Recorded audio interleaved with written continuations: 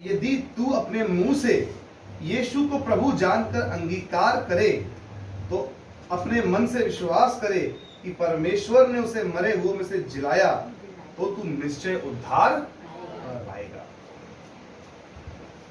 उद्धार पाने के लिए कितना बड़ा काम दिया है परमेश्वर ने हमें, बहुत छोटा सा काम दिया। इतना छोटा सा काम दिया है परमेश्वर ने, यदि तू यीशु को प्रभु जानकर क्या करे, मुंह से अंगीकार कर तो तू निश्चय उद्धार पाएगा। यीशु को प्रभु जानकर हमें उसका विश्वास करना है, उसका अंगीकार करना है, लोगों के सामने ये कहना है सचमुच यीशु मसीह ही प्रभु है, उसकी गवाही देनी है। कैसे लोग कहेंगे क्यों तुम प्रभु को मानते हो, क्यों तुम प्रार्थना में जाते हो, अरे तुमने अपना क्यों छोड़ दिया पुराना सारा चाल चलन, तुम तो कल तक खूब हमारे साथ मौज मस्ती करते थे, आज तुम बड़े धर्मी बने फिर रहे हो।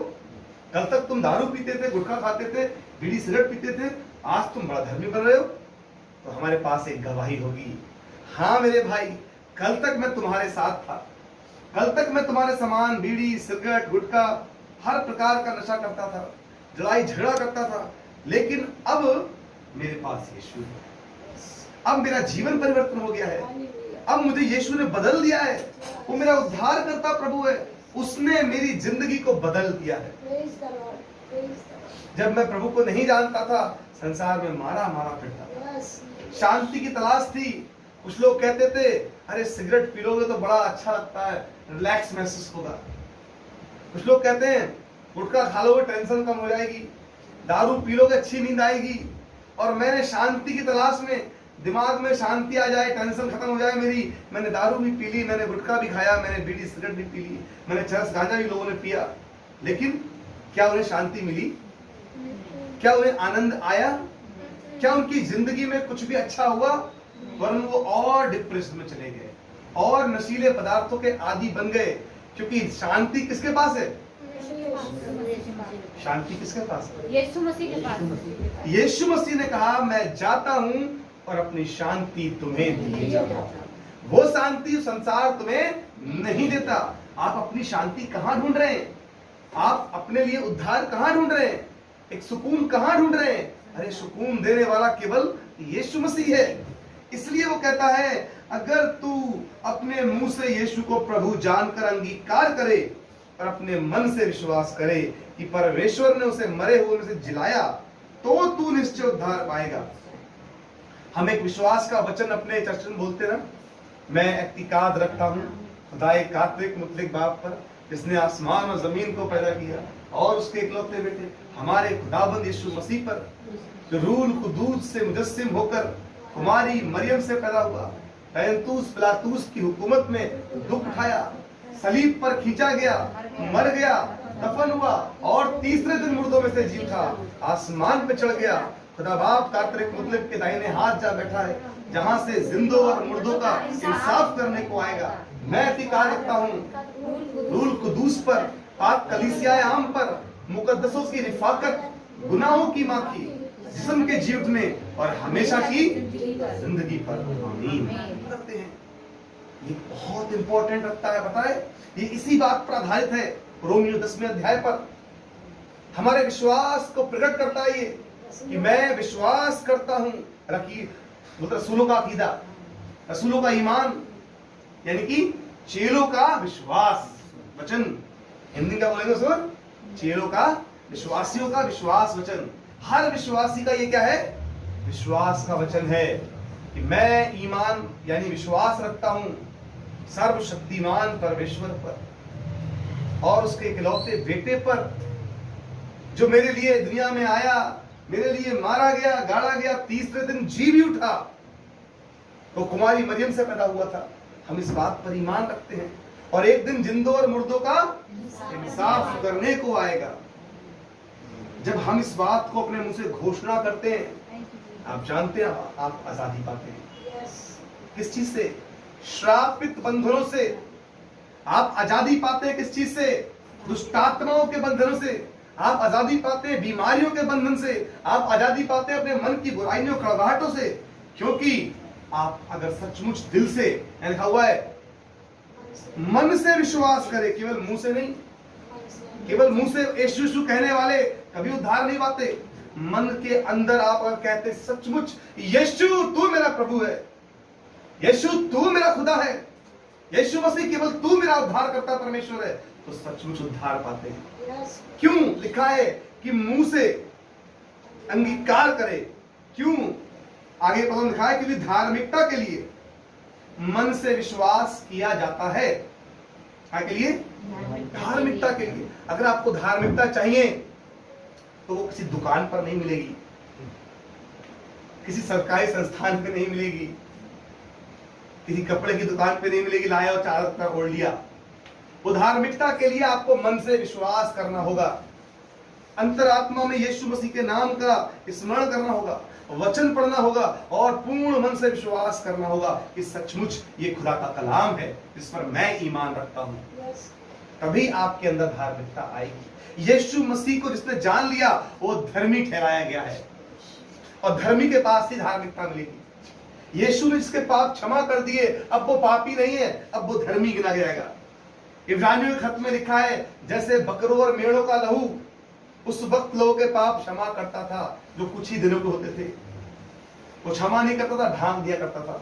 लेकिन यीशु मसीह का लहू अब हमें पूर्ण रूप से आजाद करता है, माफ करता है, हमारे गुनाहों को धो देता है और ना कि सिर्फ गुनाहों को धोता है वरन हमें धर्मी भी ठहरा देता है। लिखा है धर्मी जन की प्रार्थना के प्रभाव से बहुत कुछ हो सकता है। हम धर्मी ठहराए गए हैं। जैसे पिता ने उसके लिए एक राज्य ठहराया वैसे ही पिता मेरे और आपके लिए एक राज्य ठहराता है जो जगत की उत्पत्ति से पहले का है, यानी स्वर्ग का राज्य। स्वर्गीय जीवन प्रभु हमें देना चाहता है। केवल क्या करना है? हमें यीशु मसीह पर विश्वास करना है, अपने गुनाहों का पश्चाताप करना है, हमें रोना है उसके आगे, प्रभु के आगे गिड़गिड़ाना है और माफी मांगनी है, प्रभु में माफ कर, और उस पर ईमान रखना है। केवल ईमान रखने से उद्धार की प्राप्ति होगी, लेकिन फिर गुनाह ना करना। कलाम ये भी कहता है जा तेरे पाप क्षमा हुए लेकिन फिर पाप नहीं करना। अगर कोई यीशु मसीह को जानकर भी उद्धार पाकर भी खो देता है उसके लिए नरक के सिवा और कोई जगह नहीं। कलाम में लिखा है तुमने मसीह को जानकर भी पाप करते रहे तो फिर तुम यीशु मसीह को क्रूस पे चढ़ाने वाले ठहरे। अगर हम यीशु मसीह को जानकर भी पाप में जीवन जी रहे हैं, गुनाहों का जीवन जी रहे हैं, अभी भी हमारे अंदर चोरी, झूठ, पाप, लालच, घमंड, ईर्ष्या, व्यभिचार, हर प्रकार का कुकर्म है, तो हम कदापि स्वर्ग को नहीं जाएंगे। इस भूल में मसीह समाज ना रहे, इस भूल में कोई भी चर्च के लोग ना रहे कि मैं तो 10वां अंक देता हूं, चर्च फंड हर महीने देता हूं, मैं तो दान भी देता हूं, मेरी मेंबरशिप तो इस चर्च की है और मैं स्वर्ग चला जाऊंगा, मेरे पिताजी 50 साल से क्रिश्चियन थे। नहीं जी, आप नहीं जाएंगे। बाइबल स्पष्ट कहती है सब प्रभु यीशु मसीह की संतान नहीं है। यूहन्ना 1:12 में लिखा है जितनों ने उस पर ग्रहण किया, जितनों ने उसे ग्रहण किया उसको परमेश्वर की संतान होने का अधिकार दिया गया है। लेकिन फिर से आप देखेंगे नए नियम के अंदर तो एक पद आया है जितने उसकी इच्छा पर चलते हैं वे ही उसकी संतान हैं, सब नहीं हैं। उसने आपको ये बात का नियंत्रण दिया है आओ और मेरी संतान होने का सुख प्राप्त करो, मुझे ग्रहण करो और मेरे बेटे और बेटियां बन जाओ। लेकिन अगर आपने उस निमंत्रण को पाकर आ तो गए मसीह में, लेकिन चाल चलन नहीं बदला, स्वभाव नहीं बदला, कैरेक्टर नहीं बदला, अपने जीवन को नहीं बदला, तो आप कभी भी उसकी संतान बन नहीं पाएंगे और अंततः आपका वही असर होगा जो नरक में औरों का होगा। इसलिए आज मसीह समाज को ये बात जानने की आवश्यकता है कि परमेश्वर उद्धार करता प्रभु है, लेकिन वो दंड भी देगा यदि हम नहीं सुधरेंगे। आज अगर अपना जीवन नहीं बदला तो एक दिन आएगा प्रभु जो दया आज कर रहा है, जो रोज मौके पे मौके दे रहा है, हमें रोज मृत्यु से बचा रहा है, रोज दुष्ट आत्माओं से हमारे लड़ रहा है, रोज हमें छुटकारा दे रहा है, एक दिन आएगा उसकी दया खत्म हो जाएगी हमारे लिए। फिर उस दिन वो न्याय पे बैठेगा, उस दिन कोई पक्षपात नहीं होगा, उस दिन किसी का कोई भी दलील पेश नहीं होगी, उस दिन सब कुछ न्याय वही करेगा। क्यों लिखा है न्याय का सारा काम पिता ने मुझे सौंप दिया है। यस, इसलिए सावधान हो जाइए, आज अपना जीवन में बदलना है। नए व्यक्ति जो सुन रहे हैं उन्हें ये बात जानने की आवश्यकता है, यीशु को प्रभु करके मुंह से अंगीकार करना क्यों जरूरी है? इसलिए जरूरी है, जब आप मुंह से अथॉरिटी का प्रयोग करते हैं तब दुष्ट आत्माएं भी जो सुन रही हैं आसपास में, वो कहती है तो परमेश्वर का है, ये तो यीशु को ग्रहण कर चुका है, अब हमारा इस पर कोई अधिकार नहीं रहा। जब तक आप अधिकार को मुंह से ना कहें, लेकिन बाइबल कहती है मुंह से अंगीकार करना बहुत जरूरी है। वही समय होता है दुष्ट आत्माएं ताक में खड़ी होती हैं कि ये यीशु का इनकार करे, ये छुपाए इस बात को, और मैं तुरंत इसके घर पे हमला बोल दूं, मैं तुरंत इसके जीवन में हमला बोल दूं। जो भी परिवार में कमजोर होगा विश्वास में, उसी पर जाकर तुरंत दुष्ट आत्मा अटैक कर देती है। जिस पल आप यीशु का इनकार करते हैं, जिस पल आप छुपाते हैं इस बात को, दूसरों के सामने प्रकट नहीं करते हैं, क्यों लिखा है यीशु की गवाही भविष्यवाणी का आत्मा है। प्रकाशित भाग 20 अध्याय में लिखा है यीशु की गवाही, यानी कि खुद को प्रकट करो कि मैं यीशु को जानता हूं, वो मेरा प्रभु है, मैंने उस पर विश्वास किया है और वही मेरा खुदा है। वो मेरी दुनिया में आया, उसने मेरे लिए अपनी जान दी है, और इस जीवन पर किसका अधिकार है? यीशु का अधिकार है। दुष्ट आत्माएं कान खड़े कर लेती है, अरे बाप रे, इसने तो प्रकट कर दिया, इसने तो अपने विश्वास को दूसरों के सामने अंगीकार कर लिया, इसलिए अब इस पर अधिकार हमारा नहीं हो सकता, हम इस पर हमला नहीं बोल सकते, क्योंकि इसने अपना विश्वास का प्रकटीकरण कर दिया।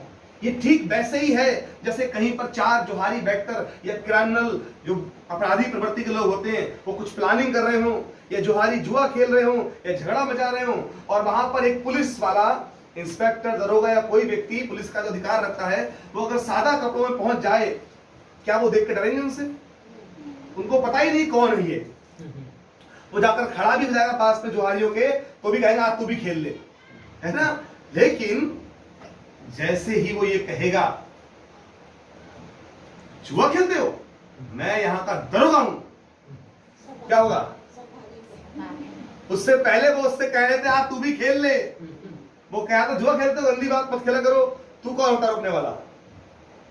उससे कहेंगे तू कौन होता है हमें रोकने वाला, तू क्या कर लेगा? हम तो खेलेंगे, हमारे पैसे हैं, हमारा समय, हम कुछ भी करें।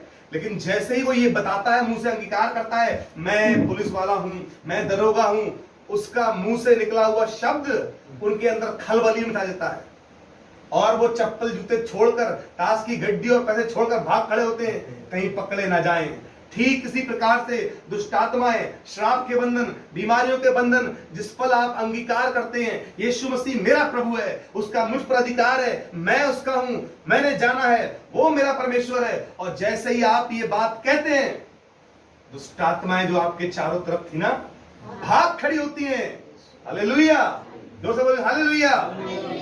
दुष्ट आत्माएं छोड़कर भाग खड़ी होती हैं। बीमारियां जो आप पर कब्जा करना चाह रही थी, टीबी, कैंसर, ब्रेन ट्यूमर, तमाम भयंकर बीमारियां जो आप पर कब्जा करना चाह रही थी, अचानक वो सुनती हैं अरे यीशु का लहू इसके ऊपर है, अरे इसके लिए तो यीशु मसीह ने जान दी अपनी, यीशु का लहू से हम लड़ नहीं सकते, हम यीशु मसीह की सामर्थ्य के आगे टिक नहीं सकते, अगर हमने छूने की कोशिश भी की तो हम जलकर भस्म हो जाएंगे, इससे पहले भागो यहां से। हालेलुया। जैसे उस दरोगा का डर उन अपराधियों के मन में पड़ता है, अपने पैसे, चप्पल, जूते, ताश सब छोड़कर भागते हैं, वो सोचते हैं जान बची तो लाखों पाऊं, भाग खड़े होते हैं, है ना। वो नहीं सोचते हमारे पैसे रह गए, क्या रह गया, जो भी सामान होता है छोड़कर भागते हैं, जान बच जाए, जेल में न डाल दिए जाए। वैसे ही दुष्ट आत्माएं, बीमारियां, परेशानियां ऐसे ही भाग खड़ी होती है। वो सोचती है ऐसा ना हो कि हमें यीशु का सामना करना पड़े, कहीं प्रभु यीशु का सामर्थ हमें नरक की आग में डाल दे, इसलिए भाग खड़ी होती है। हालेलुया। इसलिए कहा गया यीशु को प्रभु जानकर अपने मुंह से अंगीकार करे तो तू और तेरा घराना उद्धार पाएगा। मेरे प्रिय, जब हम यीशु का इनकार कर देते हैं दुनिया के सामने, तो याद रखिए उसकी जो कमी है ना, हमें ही झेलनी पड़ेगी, उसका दंड हमें झेलना पड़ता है, हमारे परिवार को उठाना पड़ता है। मैंने खुद इस बात को महसूस किया है अपने जीवन में। एक बार की बात, मैं किसी पुलिस स्टेशन में गया था और शिकायत मुझे दर्ज कराई थी, और मुझे अपने बारे में ये बताना था कि मैं पास्टर हूं या प्रचारक हूं, लेकिन मैंने वो कुछ नहीं बताया। सिंपल सा गया और बातचीत किया। उसने नाम सुनकर मुझसे पूछना भी चाहा, लेकिन मैंने इग्नोर कर दिया।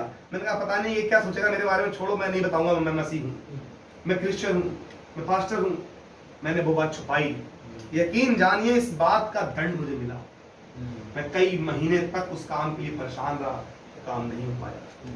लेकिन जब मैंने उस काम के लिए दोबारा फिर गया, फिर अपनी पहचान बताई, फिर मैंने कहा मैं पास्टर हूं, प्रभु का दास हूं, क्रिश्चियन हूं, मसीही हूं। हाँ मैं मसीही हूं, अब आपको जो करना है करिए। यकीन जानिए उसी दिन उस अधिकारी का मन मेरे लिए पिघल गया। परमेश्वर ने तुरंत वो काम मेरा उसी दिन कर दिया। खुदा का नहीं तो मेरा है।